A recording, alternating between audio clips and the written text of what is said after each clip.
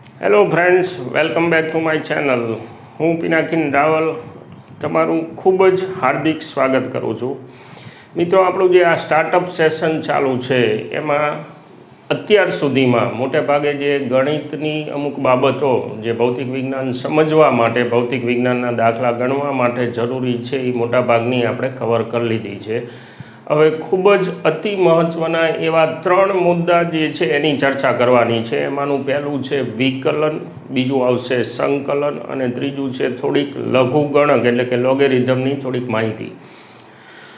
વિકલન જે છે એ આપણે સમજતા પહેલાં એની જરૂરિયાત શું છે એની ચર્ચા કરવી પડે. એટલે આપણું આજનું જે લેસન છે લેસન 7, એમાં વાત કરવાની છે આપણે વિકલન મતલબ કે ડિફરન્સિએશન.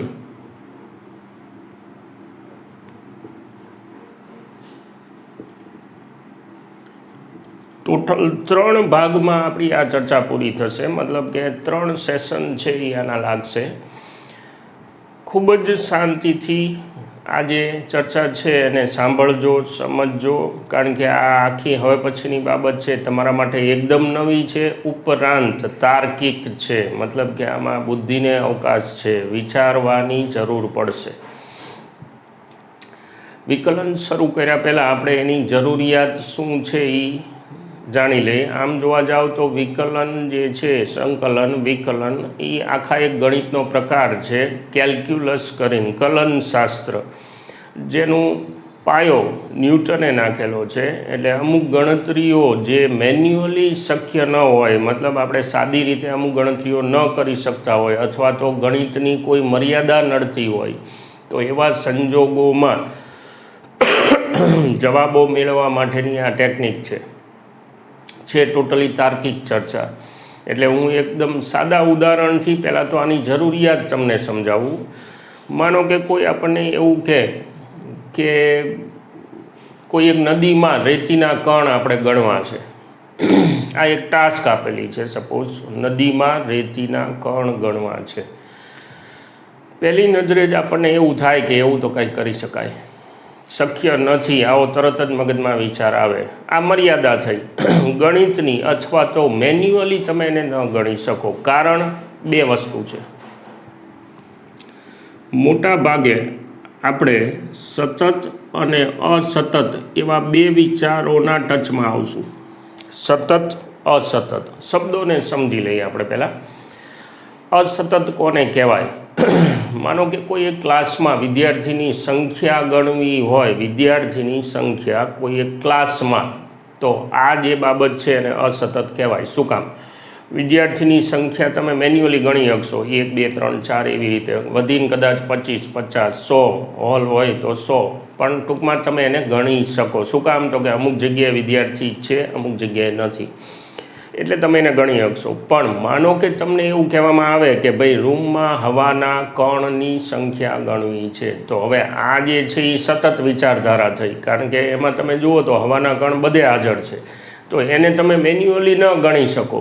તો એવા સંજોગોમાં આપણે વિકલન અને સંકલન નામના હથિયારની જરૂર પડશે, જેને અમોઘ શસ્ત્ર કહેવાય છે. ઘણી બધી બાબતો ફિઝિક્સમાં એવી આવશે કે જેને તમે આની મદદથી જ સોલ્વ કરી શકો. હજુ મેં તમને પહેલું ઉદાહરણ આપ્યું એમ કે નદીમાં રેતીના કણ છે એ આપણે ગણવા છે. તમારો પહેલો જવાબ છે એ ના હોય, પણ એક તર્ક દોડાવીએ આપણે. માનો કે હું 1 સેન્ટીમીટર બાય 1 સેન્ટીમીટર બાય 1 સેન્ટીમીટરની નાની ડબ્બી બનાવું. સમજો તર્ક. 1 centimetre by 1 centimetre by 1 centimetre, મતલબ કે ડબ્બીનું કદ કેટલું થયું? 1 સેન્ટીમીટર ઘન. હવે આ 1 સેન્ટીમીટર ઘન જે છે એ ડબ્બીને હું નદીમાં જઈ અને ભરી આવું, તો હવે એમાં જે કણ આવશે એને તમે આમ ફરસ ઉપર વેરી દો તો તમે મેન્યુઅલી ગણી શકશો, કદાચ 100, 200, 500, પણ એને ગણી શકાય. ઓકે, એટલું થઈ ગયું. હવે શું? તો કે નદીની લંબાઈ, પહોળાઈ અને ઊંડાઈ માપી લઈએ આપણે, અને પછી 83 મૂકી દઈએ.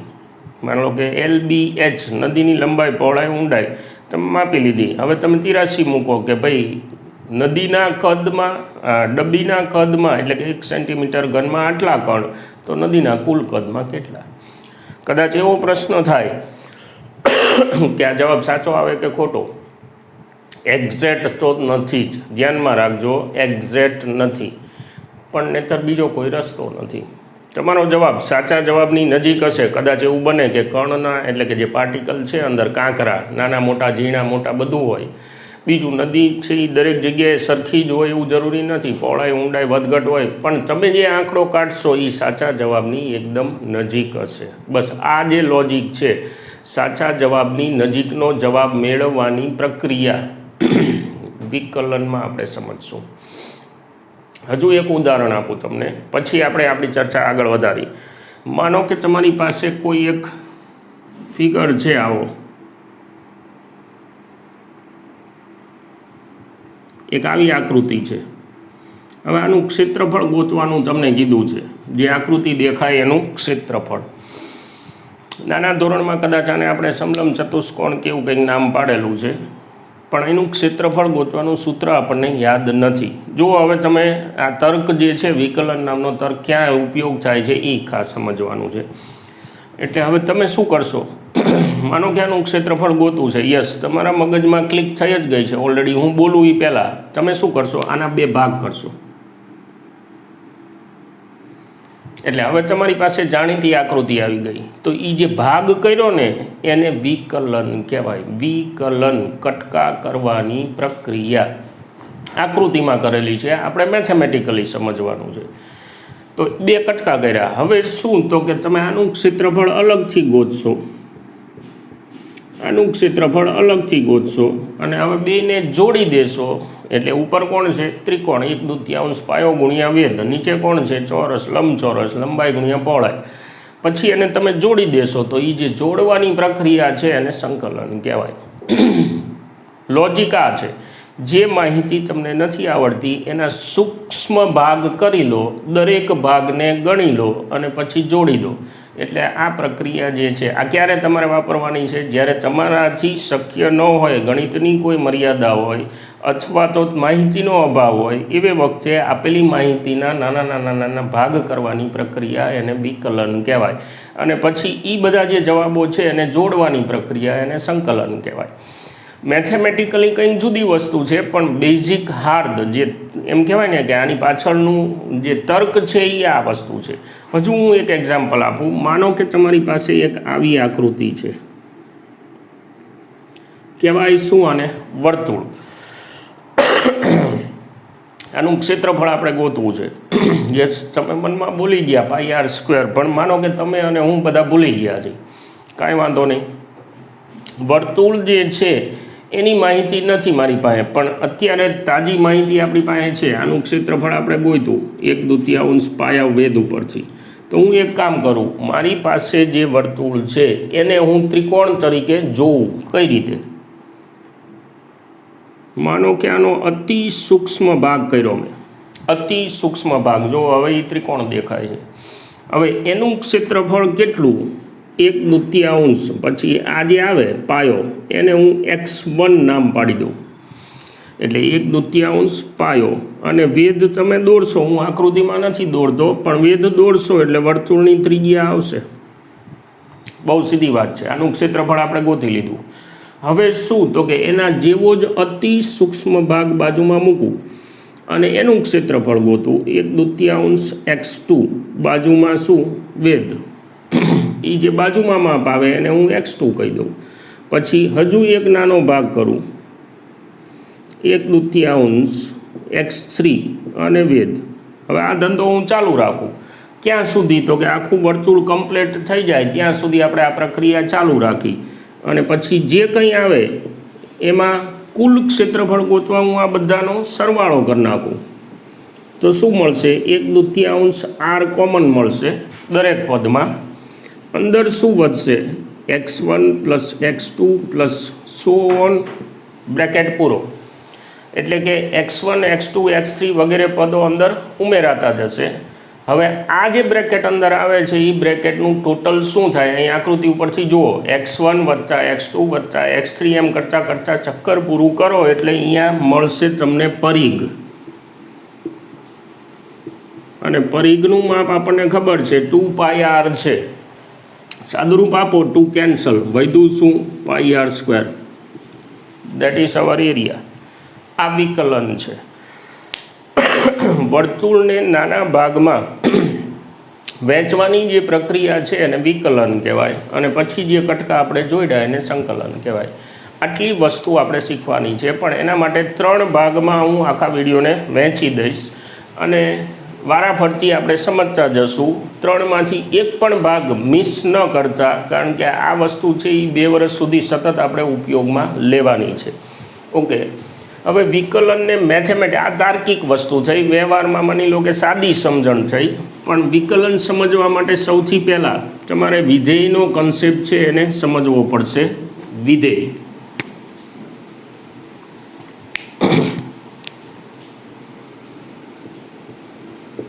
ફંક્શન કોને કહેવાય પહેલાં વ્યાખ્યા કરી દઈ.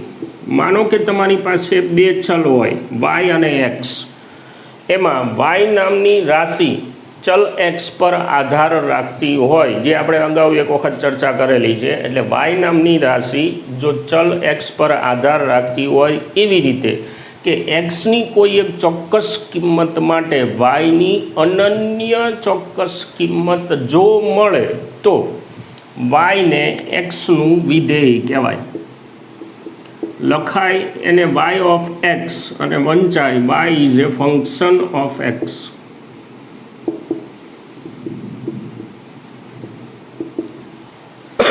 વ્યાખ્યા ફરીથી સમજો.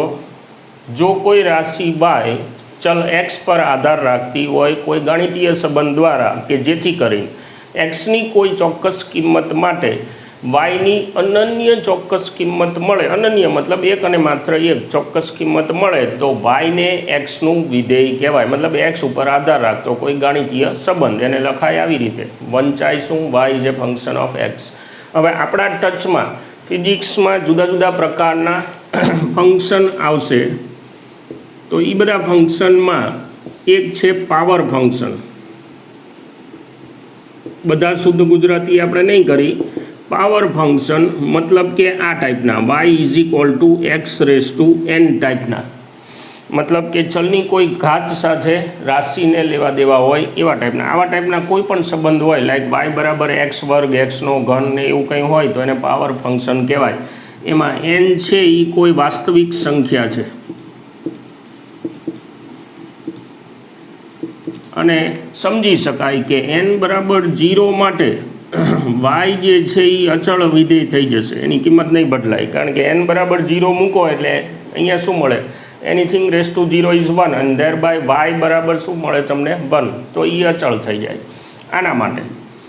પછી બીજા જે આવશે આપણે ટચમાં એ ત્રિકોણમિતીય સંબંધો આવશે.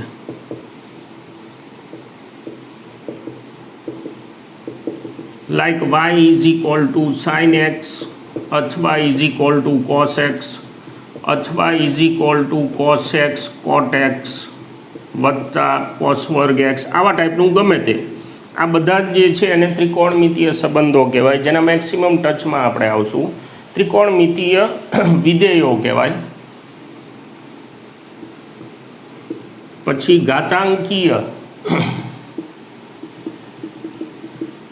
વિધેય આવશે, એટલે કે y is equal two a⁴x ટાઈપના, મતલબ ચલ પોતે છે એ કોઈ અચળ આંકડાની એ ધન સંખ્યા અહીંયા લઈએ આપણે તો ધન સંખ્યાની ઘાતમાં છે.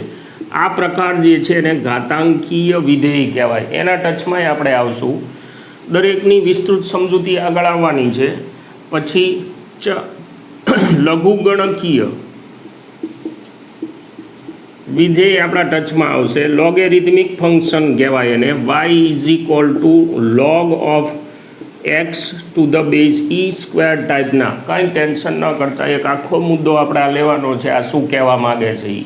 એટલે આવા ટાઈપના વિધેયોના ટચમાં આપણે આવશું. હવે વિધેય સમજવાનો હેતુ શું છે આપણો, ઘણી બધી વખત આપણી પાસે એવા ગાણિતીય સંબંધો આવવાના છે કે જેમાં કોઈ ચોક્કસ કિંમત ગણિતની દૃષ્ટિએ રાશિની મેળવવી અશક્ય હોય અને ત્યારે આપણે આ વિકલનની એની જરૂર પડશે અને એ વિકલન માટે એક ખાસ પ્રક્રિયા આપણે કરવી પડશે. એ પ્રક્રિયા જોઈ લઈ.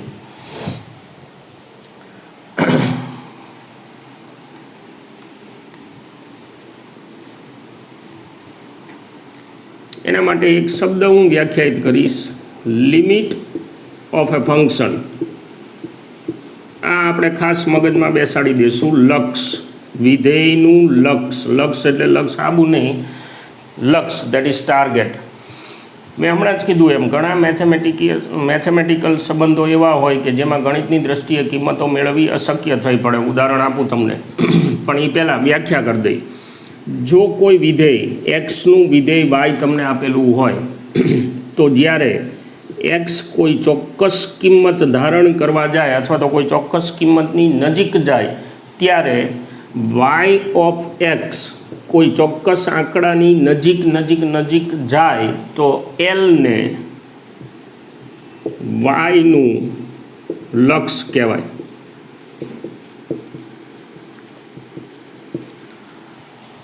ચલની કિંમત તમે કોઈ ચોક્કસ આંકડાની નજીક લઈ જાઓ તો રાશિની કિંમત જે આંકડાની નજીક જતી હોય અથવા તો જે પદની નજીક જતી હોય એ પદ અથવા તો આંકડાને જે તે રાશિનું લક્ષ કહેવાય.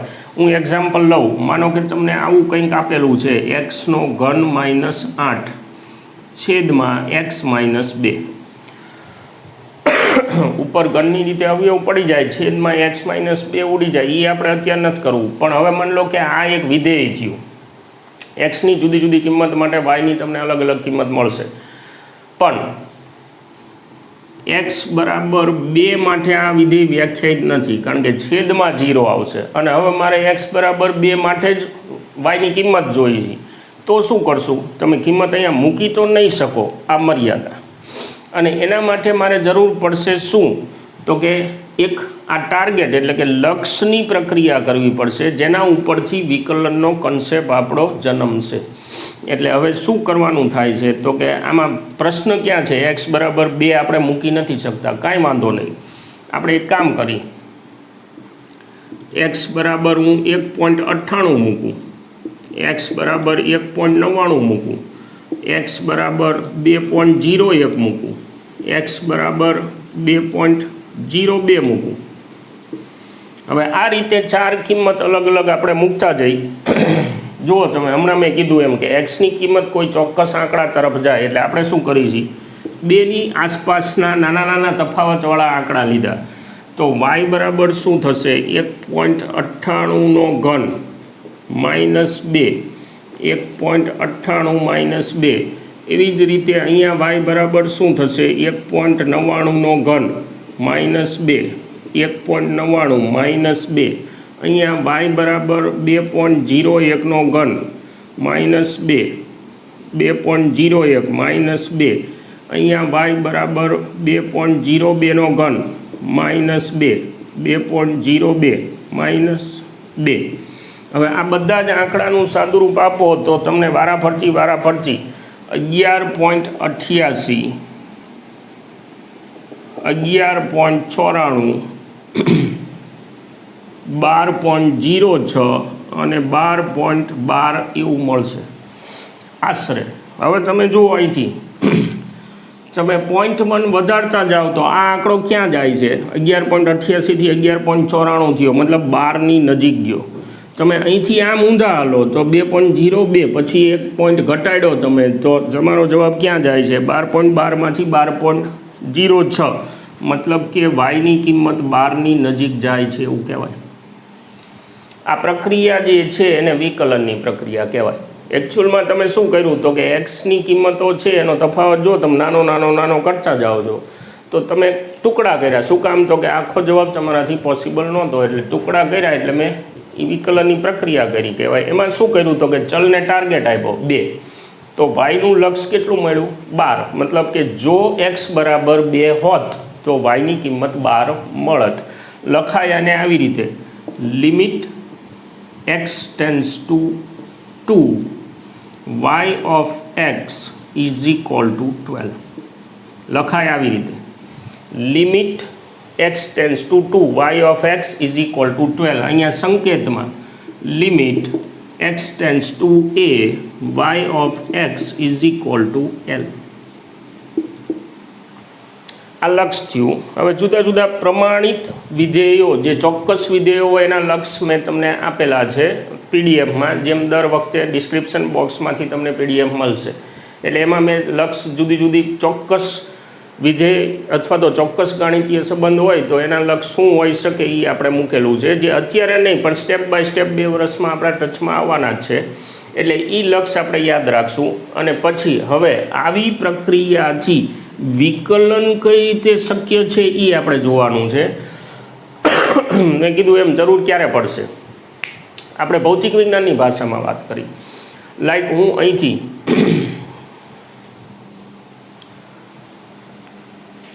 એમ માનો ને કે